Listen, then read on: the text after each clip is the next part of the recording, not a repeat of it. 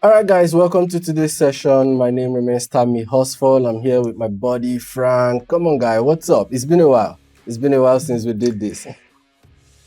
Man, we had a few interesting couple of trading days. Stock markets correcting, stock markets up, the dollar losing momentum, or whatever. Everything is down under. The Japanese yen has been gearing up sharp momentum.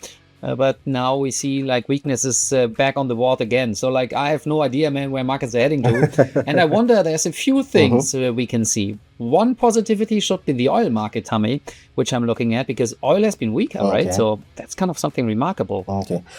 Basically, I wanted to get your opinion first. Have you been active in the market a bit, or you just look at what is going on right now and say, no, I'll just stay by the side. Nothing really to do here. Well, I'm kind of in, and I'm thinking like it's time to buy silver and maybe gold as well. Gold a bit early, I might say, but silver has been dropping a lot, so that could be an interesting story in this case. The Japanese yen, well, I had a short trade, I closed it out, but now a long trade. The dollar Japanese yen has been starting to move higher, but that was before the non-farm payrolls and before the NFP event. The market was kind of nicely bottoming out and I bought it. But within that correction, stop loss to entry, risk is key for my trading at least. And then I got stopped out. But now it looks kind of quite positive when we're looking at the dollar Japanese. My friend, I feel like we cannot have this conversation. We've been doing this for a little bit of a while now, right? And we can never not talk about gold. Oil rather. Like it feels like every day there's something about oil going on. Currently, we are hearing, the Iranians do not want to talk directly with US or Trump or negotiate directly with Trump. They are going through Oman. This morning, oil crude is already above by like 1% or over. And the market is still rising, basically. What's your take on oil? Do you see any slowdown? Do you think anything is going to happen in recent or coming days? What's your take? Medium term, Tommy, I would guess oil looks kind of quite saturated and it's going to weaken. Shorter term, because we are still kind of within the early days in August, and the early days might kind of cause the market to push higher first, where later in the month the market might tumble. But we don't know anything, because if there's any Truth Social post or anything else coming from Donald Trump or anyone else from the US government, the markets might tank, they might move upside down. Like it's so much geopolitically risk-driven at this stage, and it's tough. It's a tough cookie. I would stay on the sidelines at least for now on the US oil market.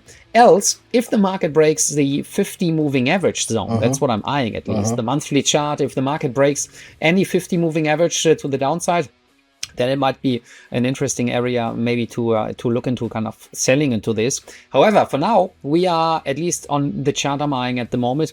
We are with last week's trading, and that's the weekly chart. We have a beautiful doji candle, right? So wick to the upside, wick to the downside, pretty big body last week. Basically, last week was just like a lot of story to the up and to the downside, but in the end the market was kind of flat. So it just doesn't give us any further insights, and I don't see any momentum whatsoever for the time being. Okay, my friend. I'm also on the sideline when it comes to oil, because we really don't know what's going on. Anything sentiment very heavy. It's geopolitical driven, like you said, and also a lot of sentiment around it right now. I'm taking a look at another commodity right here, which is gold. We've been almost throughout July. We had a huge consolidation. If you go to the daily or the H4 chart, you see it. And all of a sudden, we have a vertical push upside towards the 4,400 price level, right? Just a very slight retracement after the first surge of movement that started around the 4th of August, if I'm not mistaken, right here. Let me confirm that day. Yeah, around the 4th of August or 5th of August, we had a very swift surge to the upside, a very tiny retracement. I will refer to that as maybe a 23.6 on the Fibonacci 2, and then followed by another short burst upwards, right? So my question here is, gold is rising, stock is rising. Please clear that for me, because it's absurd in my opinion. Clear that one, at least for our viewers, our listeners. Let's take on that. Again, technical observation on the monthly chart, right? So we had like 2 months ago, huge, in my case, red candle to the downside. Then last month, pretty much nothing much. The market went slightly higher, but closed on the bearish zone. And that's to me like mother candle bearish, last month intra candle bearish as well. So this month I would have said the market should be weakening. I expected a stronger dollar. Now with the dollar strengthening, all measured, or not all, gold measured in US dollars, then the market should kind of move to the downside. But with the increase right now, mainly towards the US dollar's weakness, we saw the market kind of rising higher. But now we saw that there was not too much renewed weakness on the dollar last week instead. I mean, looking at the dollar index as well, the market last week didn't do anything much. However, last week, gold pushed sharply to the upside. Tammy, somebody knows more about anything in the markets, I guess, than you and me, at least you and me combined. That's for sure as well.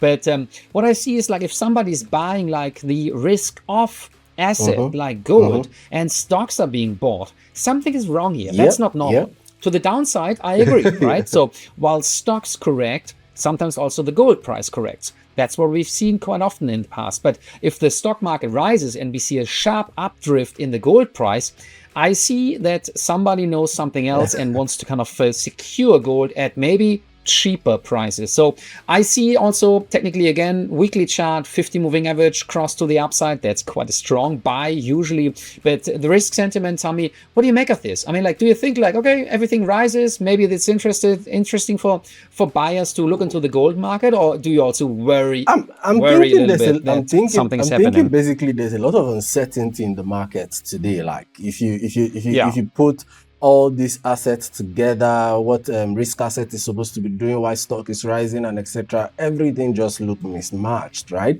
And I'm looking at gold right now, the monthly chart, just like you referenced, and I could see that there is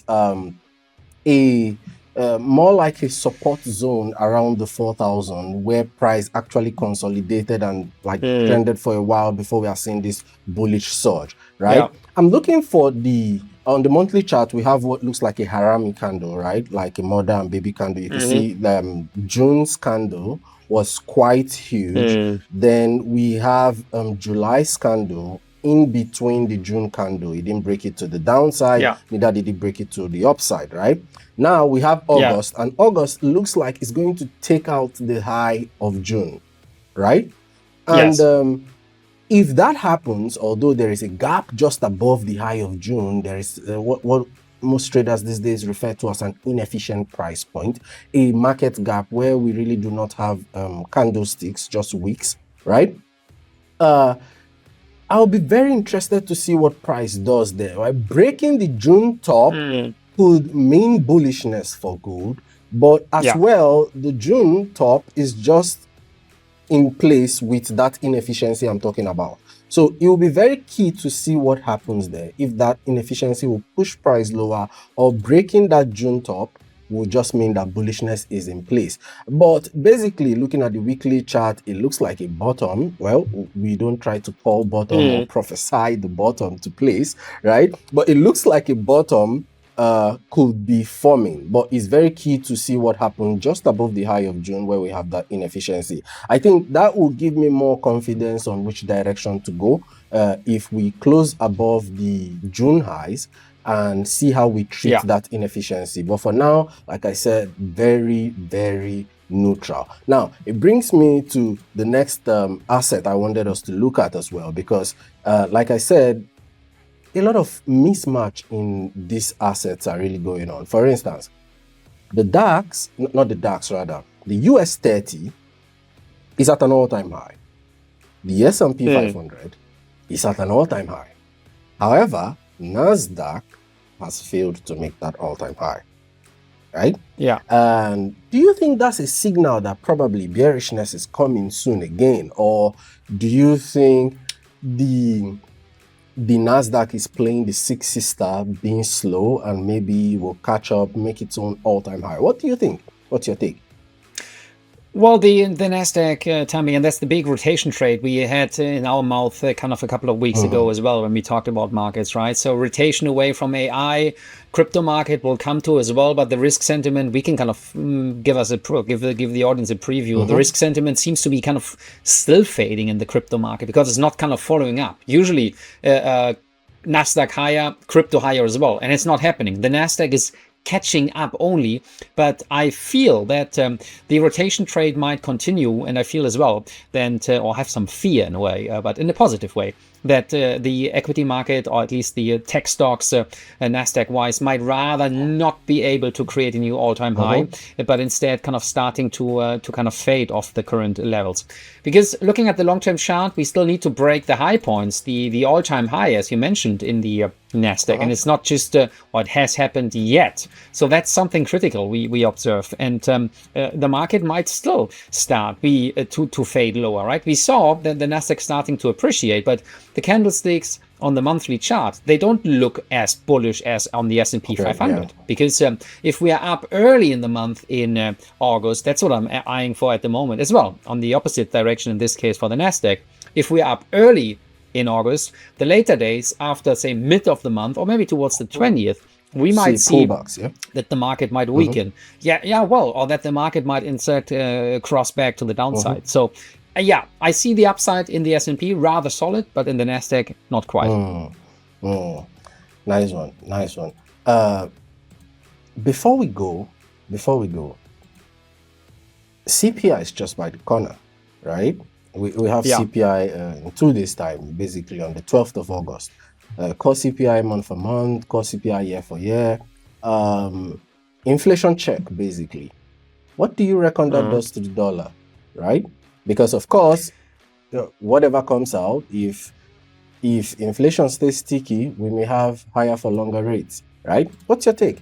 Yeah.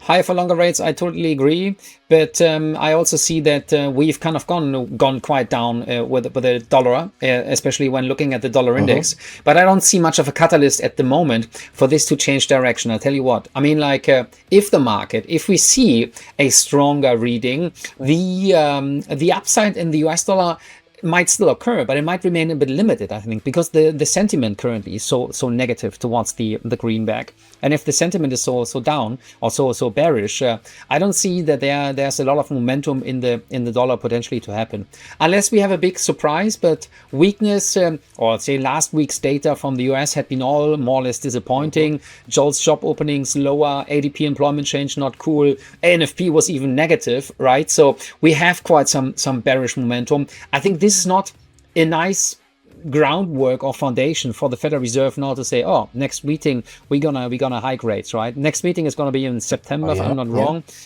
So I see rather some weakness in the dollar, Tommy. I see weakness, and I don't see that there's much of a strong sentiment which we might see moving forward. I mean, depending on the data, but will CPI data rise? We have PPI as well. Yeah, I don't think so. To be honest, I don't think so. I have some doubt. By the way, are you doing anything with crypto? Because that also looks.